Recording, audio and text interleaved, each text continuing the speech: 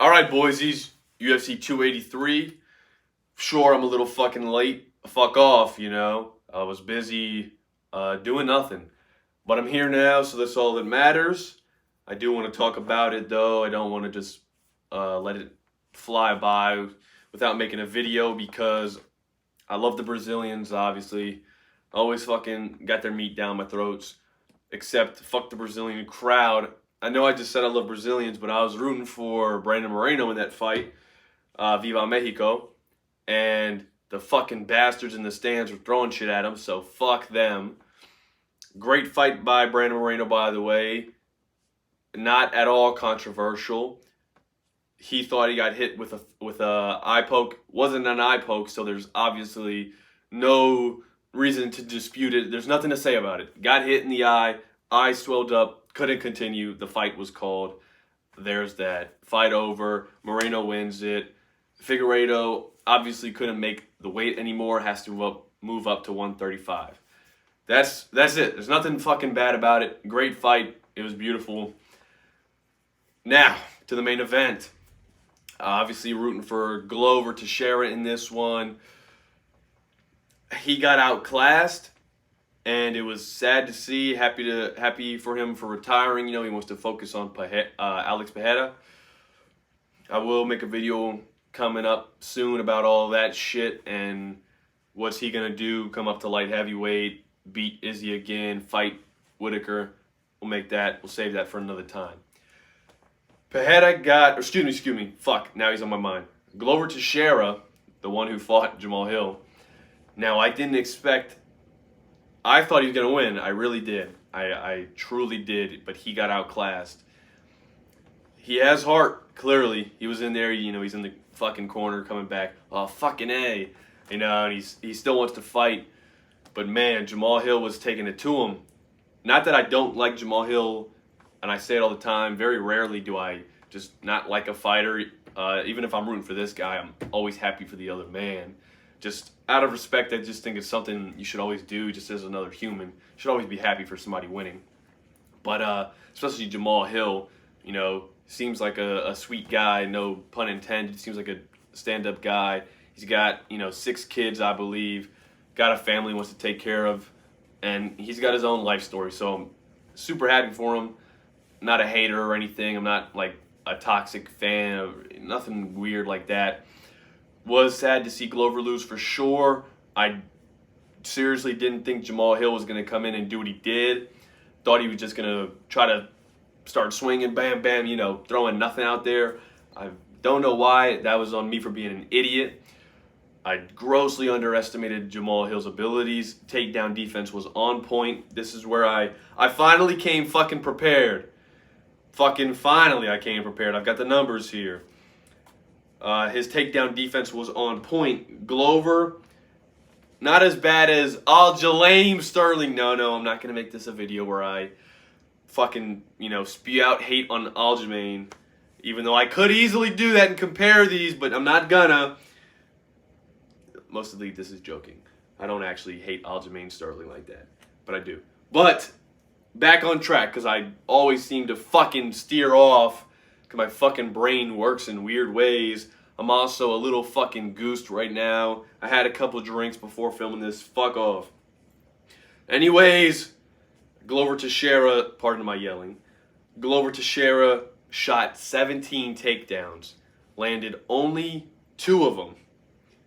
Okay, I didn't come fully prepared. I didn't look at control time. That's on me. God damn it.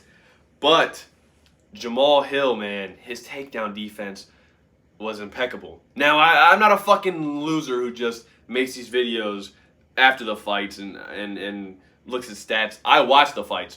That's why whenever I make a video, I don't have the stats. I'm going off what I just saw. But I'm like, you know what? Let me fucking take this a little bit more seriously.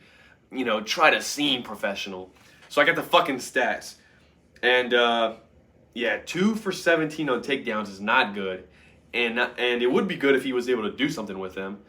He didn't do shite with them, you know? Wasn't able to get anything started. Submission attempts weren't there. Nothing. Now, here's the big fucking doozy for Glover. Jamal Hill set a new light heavyweight record during that fight with 232 significant strikes landed. And I think he threw somewhere around 400. Now Glover, he landed only 75. That was crazy. A lot of people were calling for the corner to throw in the towel. Here's where, fuck man, it's just so, fuck!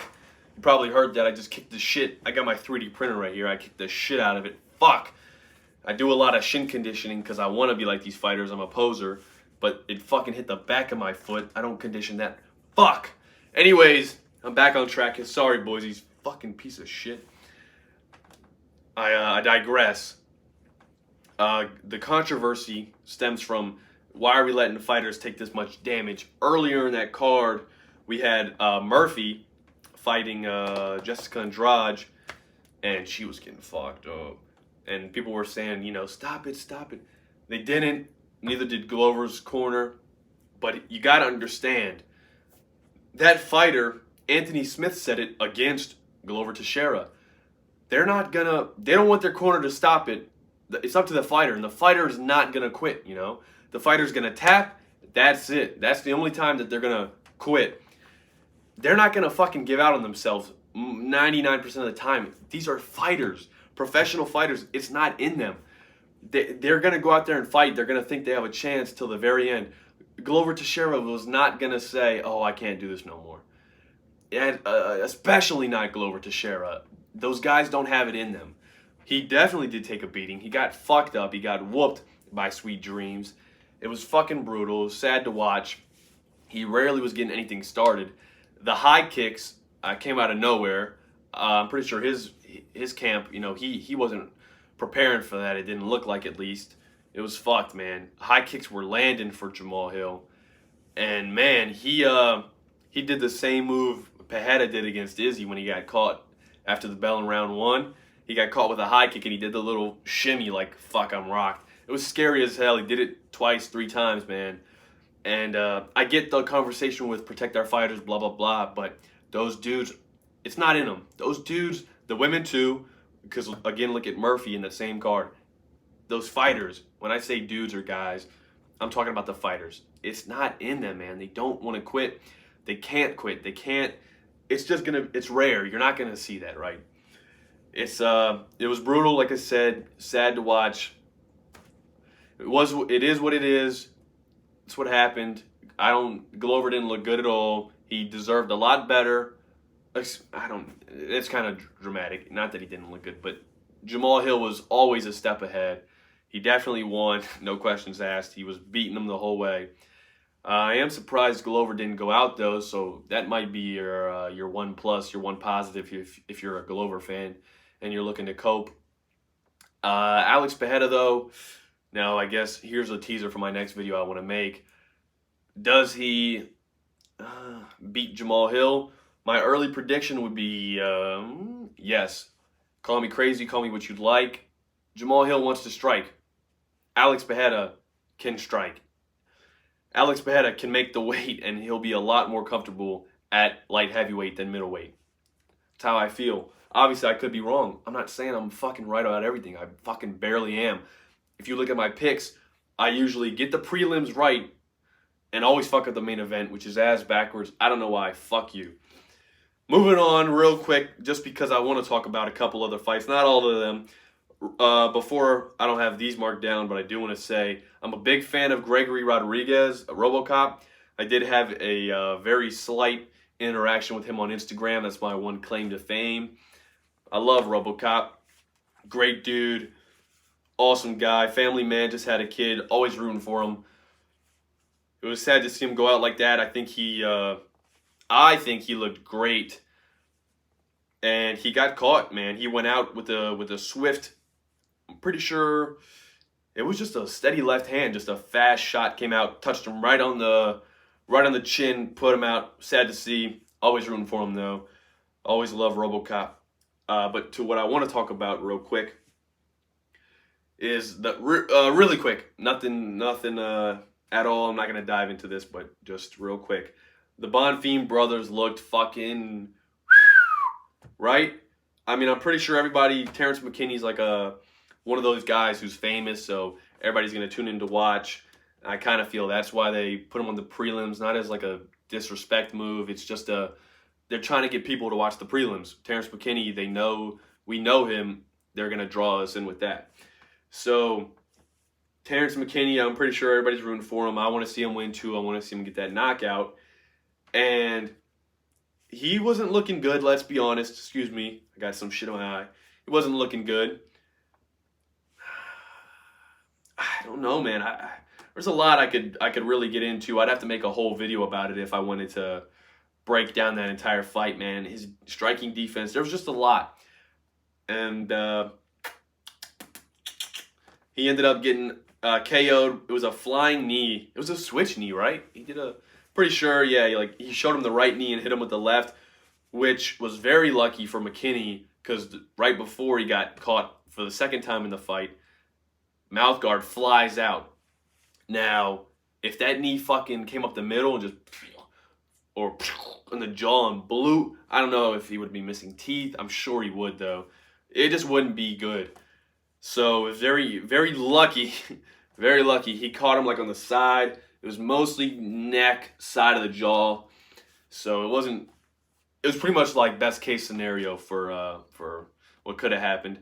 And then the other Bonfim brother, he ended up getting the submission win over Lazez. Pardon me for pronouncing that wrong. A lot of these dudes' names I'm gonna fuck up. I don't ever intend any disrespect. I just don't know how to fucking read. But he did get the choke over him, so that was good. Very awesome for them. I know they were hyped. I can't even imagine fighting on the same card and getting the finish. Both of you looked great. You know, they're showing them celebrate. That was awesome. That's pretty much all I got. There was obviously a bunch of other fights I just don't give a fuck about. I talked about Moreno and highlighted the Bonfim brothers real quick. That's all I wanted. But like I was teasing, you know, talking about Poatan, Pereira, I'm probably going to make a video about that soon. That is going to be my next video.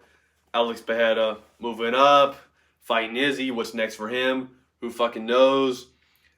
But we got a great fight with Jamal Hill. Jamal Hill responded to Yuri Prohaska with that funny "That's What She Said" video after Yuri exclaimed, "I'm coming," which is something I've never experienced. Anyways, that's it, boysies. I'm probably going to have to cut that last joke. It's getting too personal. And you guys probably don't care about my sex life, which is damn near non-existent at this point. That's all I've got, man. I'm getting a little too much into shit.